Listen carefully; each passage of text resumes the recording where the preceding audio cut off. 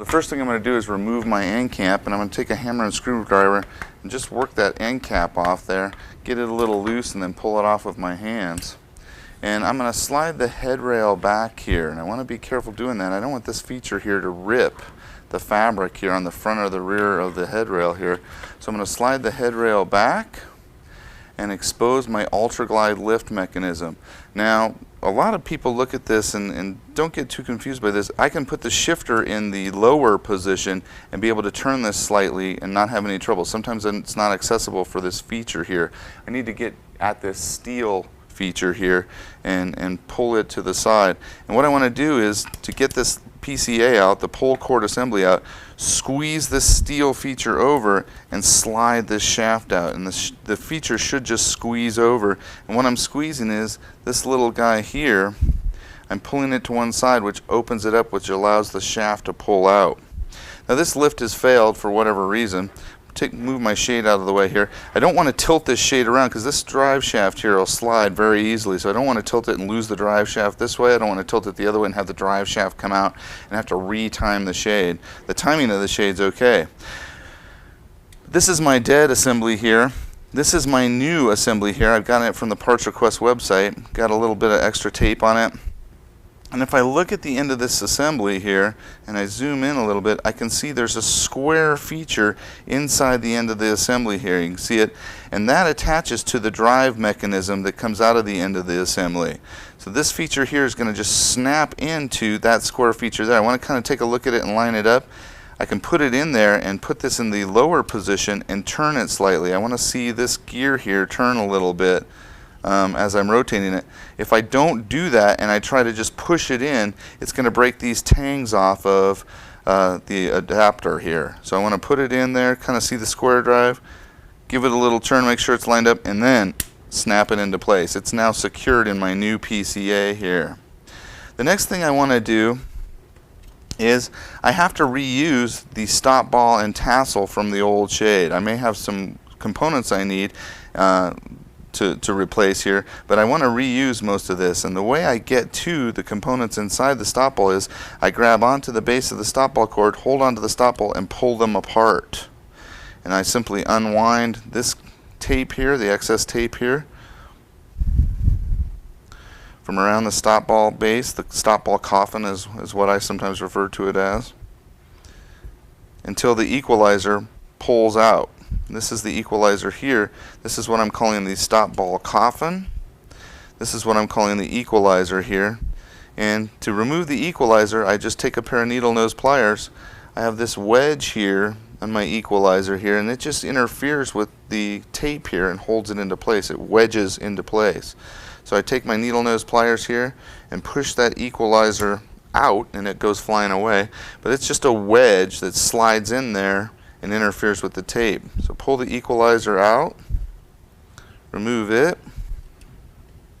Then I'm going to pull my stop ball cover off there. And if it's still good, all of this stuff is reusable. I want to go ahead and put it onto my new lift mechanism here. This is my old one. It's all beat up, don't know what happened to it. Here's my new one here.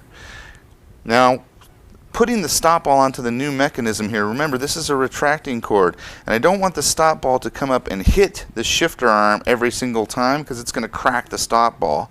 And I don't want it super loose either. I want it just right. Don't want it smacking it, but I don't want it way down here. This tape will stretch a little bit over its life. So something I'll do is I'll take and make a mark here on this feature of the stop ball, and I may take my scribe and just kind of make a little mark on it. There's my mark there. Made a little mark on it, kind of spread out the weave there. And the reason I'm doing that is because I can't put this in here and put the equalizer inside it with it all pulled up tight against there like that. So at this point I'm going to pull the tape out a little bit and lock off the tape with my hemostats here. Locking it off, I'm going to put my stop ball right here. Go ahead and slide on the stop ball onto the tape. This is the above stop ball, and it's got to go above the point where I'm going to attach the tape. Here's my mark here. I just kind of messed up the weave a little bit so I can tell where to put the equalizer. I'm going to take my equalizer and put it right about the middle of that mark I made in the weave. And I'm going to slide my wedge into place. Take my pliers here and just make sure that wedge is tight on my stop ball there. The rest of this tape here, I mean, there's a lot of tape here. If we take a look at this wide out a little bit, there's a lot of tape here. I don't need all that. I can take my needle nose pliers and cut some of that tape off. The rest of the tape here will wrap around the base of the coffin here. So put my equalizer in the coffin, wrap the extra tape around the base of the coffin, and then slide the stop ball on. I want to make sure all that tape's up in the coffin. I don't want to leave anything hanging out for the customer to see. I just put it all in there. Little tape's hanging out. I'll cut that off with the scissors. Then I go ahead and remove the tension off of it, and my stop ball now comes up just about right there. I might want a little more hanging down, but that's something I got to deal with. I can go ahead now, if it's pulling up too tight, I'm going to go ahead and lock that off. Should have left it down a little further. Pull it back out. Pull the equalizer back out. Take my pliers and undo the equalizer just a little and slide it down some.